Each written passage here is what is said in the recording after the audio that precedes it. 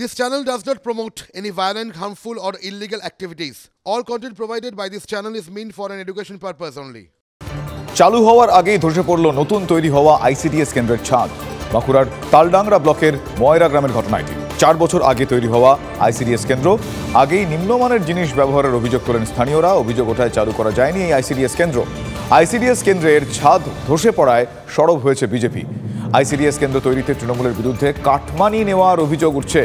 বিজেপির কাটমানির অভিযোগ অস্বীকার করেছে তৃণমূল কংগ্রেস। ঠিকাদারের বিরুদ্ধে পদক্ষেপের আশ্বাস দিয়েছেন পঞ্চায়েত সমিতির সদস্যরা। নিম্নমানের সামগ্রী ব্যবহার করার কারণে আজকে এই ঘটনা ঘটেছে। চারদিকে সব তো দুর্নীতি আপনারা দেখতে পাচ্ছেন, সেই দুর্নীতিরই একটা প্রতিফলন মাত্র এটা। যে কন্ট্রাক্টর এটা করেছিলেন সে অত্যন্ত শাসক দলের হয়ে সবসময় বিভিন্ন রকম কাজকর্ম করে থাকেন এবং বিভিন্ন রকম দুর্নীতির সাথে জড়িত। খুব নিম্নমানের সামগ্রী ব্যবহার করে এটা বানানো হয়েছিল, তার জন্য ভেঙে পড়েছে।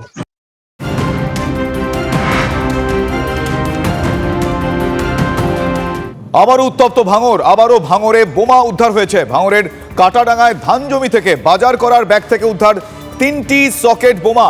ঘটনাস্থলে যায় কাশীপুর থানার পুলিশ। আমার সহকর্মী সত্যজিৎ এই মুহূর্তে রয়েছেন আমার সঙ্গে টেলিফোনে। সত্যজিৎ, আবারও উত্তপ্ত হওয়ার পরিস্থিতি ভাঙড়ে। বারবার খবরের শিরোনামে ভাঙড় উঠে আসে এবং সেখানে এই অনিয়ন্ত্রিত পরিবেশের জন্য এক্ষেত্রে এক্স্যাক্টলি কি হয়েছে একটু জানাও। বিষয়টা যেটা হয়েছে, যতটুকু পুলিশ এবং স্থানীয় সূত্রে খবর, যে কাটাডাঙ্গা এলাকার একটি ধান জমি, সেখানে চাষি ধান কাটার সময় একটি সাদা ব্যাগ দেখতে পান এবং কৌতূহলবশত ব্যক্তি যখন দেখেন তখন দেখেন যে তার ভিতরে 3টি সকেট বোমা রয়েছে। তারপরেই কিন্তু পুলিশকে খবর দিলে কাশীপুর থানার পুলিশ আধিকারিকরা এসে সেই বোমাগুলি উদ্ধার হয়েছে। কিন্তু শুভজিৎ, যে বিষয়টি গুরুত্বপূর্ণ, ভোট পরবর্তী এবং পূর্ববর্তী সময়ে বারবার নানা ঘটনায় ভাঙড় একেবারে ধান জমিতে সকেট বোমা, ধান জমিতে বাজার করার ব্যাগে সকেট বোমা, এটা খুব সাধারণ ঘটনা নয়।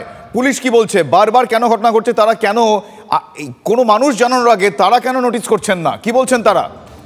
পুলিশের পক্ষ থেকে কিন্তু এখনো পর্যন্ত কোনো প্রতিক্রিয়া মেলেনি। পুলিশ কার্যত মুখে কুলু পেটেছে, কিন্তু সাধারণ মানুষের দাবি বলতে, সাধারণ মানুষ বলতে বলে এলাকার তৃণমূল কংগ্রেস এবং আইএসএফ উভয়ের প্রতি দোষটা পাচ্ছে। একদিকে তৃণমূল কংগ্রেস বলছে যে এলাকায় সন্ত্রাস সৃষ্টি করার জন্য আইএসএফ বোমা মজুত রেখেছে, অপরদিকে আইএসএফ এর দাবি যে তৃণমূল কংগ্রেস এই বোমা রেখেছে। স্বাভাবিকভাবে বোমা উদ্ধারের ঘটনায় কিন্তু আরো একবার রাজনৈতিক একদমই সত্যজিৎ, রাজনৈতিক দলগুলো একে অপরের দিকে কাদা ছোড়াছড়ি অভিযোগ, এই গোটা পরিস্থিতির মধ্যে চিড়ে চ্যাপ্টা হয়ে গিয়েছে সাধারণ মানুষ। তাদের নিরাপত্তার জন্য পুলিশ এই খবর পাওয়ার পর, বারবার এই ধরনের খবর পাওয়ার পর পুলিশ কি বলছে, তারা কি কোনো রকম পদক্ষেপ করতে পারে? তারা সাধারণ মানুষের নিরাপত্তার স্বার্থে কি পদক্ষেপ করতে পারেন? তাদের সদিচ্ছা কত দেখতে পাওয়া যাচ্ছে?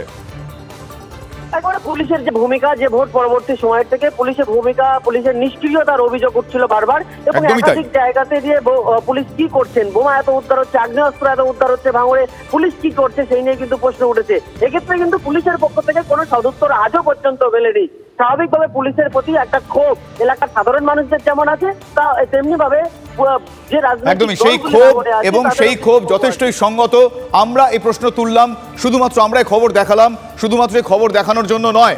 ভাঙড়ে বারবার এই পরিস্থিতি তৈরি হচ্ছে, সামনে নির্বাচন, তার আগে আবারও এই ধরনের অপ্রীতিকর ঘটনা যাতে না ঘটে তার জন্য আমরা শুধুমাত্র সেই খবর দেখাচ্ছি না, আমরা সেই প্রশ্নও তুলছি যে প্রশ্নের উত্তর দিতে বাধ্য পুলিশ প্রশাসন। এক্ষেত্রে তারা নির্বিকার কেন, কোনো রকম পদক্ষেপ কেন করা যাচ্ছে না, এই উত্তর আমরা নিয়েই ছাড়বো।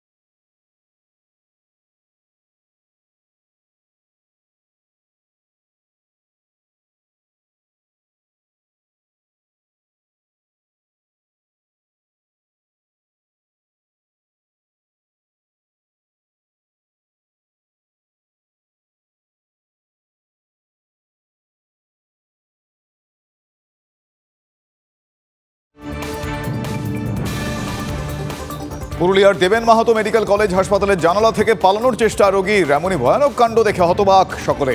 যদিও ঝুলন্ত অবস্থায় ওই রোগীকে দেখতে পেয়ে উপস্থিত মানুষের চিৎকারের শব্দ শুনে হাসপাতাল কর্তৃপক্ষ এসে দেখেন দোতলার জানালা থেকে ওই রোগী পালানোর চেষ্টা করছে। দেখুন সেই ছবি। দেরি না করে তড়িঘড়ি খবর দেওয়া হয় দমকলে। খবর পেয়ে দমকল কর্মীরা এসে ওই রোগীকে উদ্ধার করেন, হাসপাতাল কর্তৃপক্ষের হাতে তুলে দেওয়া হয়। জানা গিয়েছে ওই যুবকের নাম মোহাম্মদ আমির, বাড়ি আদ্রায়। কয়েকদিন আগে ট্রেন থেকে পড়ে জখম হন ওই যুবক। আমার সহকর্মী অনির্বাণ রয়েছেন এই মুহূর্তে টেলিফোন। অনির্বাণ, কিছু জানা যাচ্ছে? আমি যেটুকু জানতে পেরেছি দর্শকদের জানালাম, এর বাইরে আর কিছু জানা যাচ্ছে? দেখো, যেটুকু জানা যাচ্ছে যে ওই যুবক মোহাম্মদ আমির, তার বাড়ি হচ্ছে পুরুলিয়া জেলার রেলশহর আদ্রাতে। তিনি কয়েকদিন আগে ট্রেন থেকে পড়ে গিয়ে জখম হবার পরে তাকে এখানে ভর্তি করা হয়েছিল। এখন যেটা জানা যাচ্ছে তার পরিবার বা বিভিন্ন সূত্র থেকে যে উনি বাড়ি যাবার জন্য বলতে গেলে বায়না ধরছিলেন যে তাকে এবার যাতে ছেড়ে দেওয়া হয়, কিন্তু চিকিৎসকরা আরেকটু তাকে দেখে ছাড়ার কথা ভাবছেন। এইটা নিয়েই ওর মধ্যে কোনো একটা অভিমান হয় যে না, আমাকে তাড়াতাড়ি বাড়ি যেতে হবে। এবং যখন তাকে তো এভাবে ছুটি দেওয়া যাচ্ছে না যে তাকে ছেড়ে দেওয়া হচ্ছে, তখন সে একটি জানালা যেটা ছিল পালাবার চেষ্টা করে। এই বিষয়টা বাইরে যারা ছিল তারা দেখতে পায় যে একজন রোগী সে যে এভাবে পালাবার চেষ্টা করছে বিপজ্জনক ভাবে এবং ওপর থেকে পড়ে যেতে পারে, সেটা দেখে চিৎকার করলে সঙ্গে সঙ্গে পাশেই যে দেবেন মাহাতো মেডিকেল কলেজের ঠিক উল্টো দিকেই রয়েছে দমকল কেন্দ্র, একেবারে উল্টো দিকে। তারা সেই দমকল কর্মীরা সঙ্গে সঙ্গে ছুটে এসে তাকে রেস্কিউ করেন এবং এখন তিনি ভালো আছেন। তার যে কি সমস্যা হয়েছিল সেই বিষয়টিও খতিয়ে দেখা হচ্ছে। হাসপাতাল কর্তৃপক্ষ জানিয়েছেন যে কেন তিনি ওখান থেকে ওইরকম ভাবে ঝাঁপ দিয়ে পালাবার চেষ্টা করছিলেন সেই বিষয়টি। ধন্যবাদ অনির্বাণ।